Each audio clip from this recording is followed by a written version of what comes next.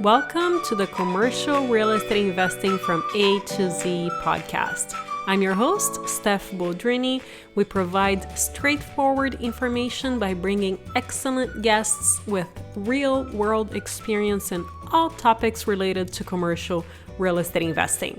And in today's episode, we are continuing our conversation with Brian Spear, principal at Sunrise Capital, and he's going to explain why he thinks funds are better than syndications, not only for the investors, but also for the sponsors themselves.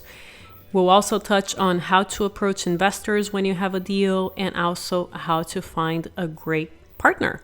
Here we go. So changing gears a bit, you mentioned earlier that you recommend people creating a fund instead of syndications. Can we dive deep into this topic? Why is that so, in your opinion? I wouldn't say that with absolute assurance, everyone should always, without fail, create a fund. But I do believe that funds are generally a better structure for both parties involved, both sides of the table, both limited partners and general partners. And I'll kind of walk through why that's the case. I'll say selfishly from the general partner side, it provides more flexibility of capital. It affords you the opportunity to be able to move at a moment's notice. If every time that we stumbled upon a given transaction that we wanted to acquire, we had to roll out a brand new syndication, then a couple things. Likely we would miss some deals. We would likely miss some opportunities in a hot market such as this, when you have to try to compete against other folks. Without fail, the brokers will want to know where your equity derives. And if you don't have the ability to say, I've got 8 figures sitting in the bank right now and I can close on this next week if we really needed to, then you're going to be at a little bit of a disadvantage, especially in this crazy environment where there's so much capital chasing deals. The fund affords you the opportunity to have that capital at the ready when those opportunities arise so that you can act faster, you can move quicker. That expediency helps tremendously.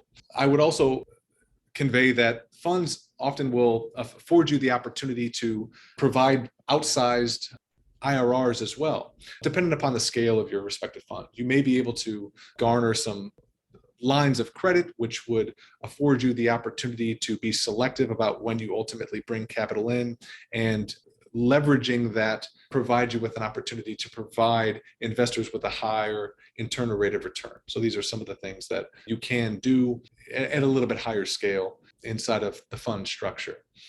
In addition to that, you get diversification, obviously, across all the various different assets, as opposed to trying to have your entirety of your investment rate of return be a function of one individual property. The old adage goes, one data point does not a trend line make.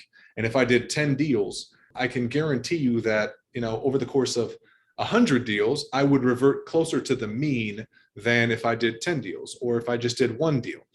On that one individual transaction, it's true that that one individual investor might hit a grand slam. It might be an outsized, unbelievably phenomenal rate of return. But on the flip side, for every time that occurs, there's also that one that does not meet or exceed the expectations, right? It's the one that, swings and maybe it's a pop out. And it's very, very difficult to know in advance which one of those is going to be the one that does not ultimately hit expectations. And for that reason, implementing the fund structure ensures that you're reverting closer to the mean of the investor projections and ultimately what we feel is likely to occur for that investor over the term of the holding period. I would also say from the limited partner's perspective, again, you just get more stability, more assurance of outcome. But I would say one of the most overlooked aspects of this for those investors that are out there who seem to prefer the individual deal specific syndications today, I would pose to them that when you decide to move forward in a fund structure, what you're also doing is you are forcing the general partner to diversify their promote over the course of the entirety of the fund, as opposed to the individual deal specific syndication. So I'm going to use a hypothetical here. Let's say we did 10 deals inside of the fund, right? But, we had chosen to do the 10 in individual deal specific syndication. So, 9 of them go very well. They're all grand slams, whatever the case may be. And then one of the deals is a complete and utter failure. We barely get the money back. Right? Or we lose some money along the way and there's a capital call. Some of those investors have been done exceptionally well, but obviously some of them have done just unfortunately poorly. They've underperformed. But the sponsor he's making an exorbitant amount of money on 1, 2, 3, 4, 5, 6, 7, 8, and 9. And on the 10th deal, where maybe he loses all of that money, the sponsor still makes out exceptionally well in that manner. However, in a fund structure, you are forcing the sponsor to diversify their earnings, their rate of return over the entirety of the promote, over the entirety of the business. So if 9 of those deals did well, and on the 10th deal, they ran it into the ground and lost all the money, well, then the sponsor doesn't make any money. The sponsor doesn't make a red penny, because the benefit of the other 9 properties is making up for the deficit of the 10th asset. And in that manner, you are getting more assurance that the sponsor is working on your best behalf through every step of the journey. From my perspective, that's far overlooked, and it's not discussed enough, especially, and what I would say would be kind of in retail conversations on the podcast universe. Folks are often overlooking that because they are feeling that they have the ability to select the best deal that is coming through the pipe. And while that may be the case at the very outset, you may be able to select the most appropriate cap rates, IRR, leverage, micro markets, sub markets, all these various things. But the truth is, you don't know when the tornado is going to hit that property. Nobody does. And it's impossible to know that in advance of acquiring those respective deals. So those are some of the benefits and drawbacks associated with it. We feel the fund structure is a superior structure for both parties involved for those reasons. So I'm assuming that you recommend people doing a syndication first, because it's probably very hard to raise for a fund as a very first raise, correct? I would say so, yeah. I mean, you want to use your own capital. You want to go out and prove the business model. You want to go out and have a simple, scalable, repeatable business model prior to rolling out a fund. I think that would be imprudent to just launch a fund from scratch. You need to go out and prove yourself first. There's nothing wrong with that. But I do think that ultimately the fund structure provides more benefits for everybody involved. I would pose to you that's why the likes of Blackstone, Carlyle Group, Apollo, all the guys on Wall Street, they don't run out and do individual deal specific syndications. They do fund structures without fail for all those reasons. So how do you approach an investor when you have a deal? Can we cover that topic? This is a fun one. The question of how you approach investors when you have a deal begins well in advance of when you have a deal. So you're never going to reach out to somebody and hard sell them on wiring you $100,000 one day after you have a deal come under contract, and you all of a sudden need to scramble to ultimately get that capital. What you need to do is develop that relationship with the prospect or the potential investor many, many days, weeks, months, or years in advance of that opportunity arising. So if you intend to scale actively in this business, you're going to need to build a substantive Rolodex, and you're going to need to begin providing that Rolodex with valuable content, I would convey, that provides them with insight and knowledge that you are an authority in your industry and are worthy of their time, energy, effort, and ultimately capital to partner with you on deals as you progress. It's why, again, we host the Mobile Home Park Investing Podcast, because it provides folks with hours and hours and hours of free content to understand who we are, what we do. We literally take our business model inside out and explain to individuals how we go out, find off-market transactions, turn them around, and go full cycle on the deals, ultimately generating great returns, et cetera, et cetera.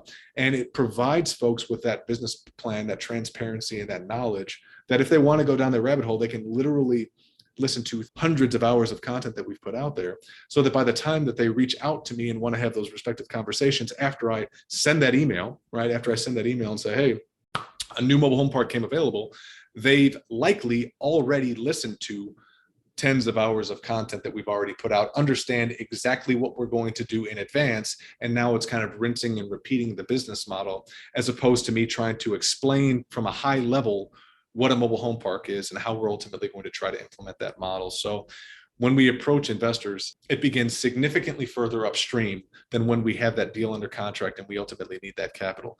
Begin that process now, if you have not done so, well in advance of that opportunity arising.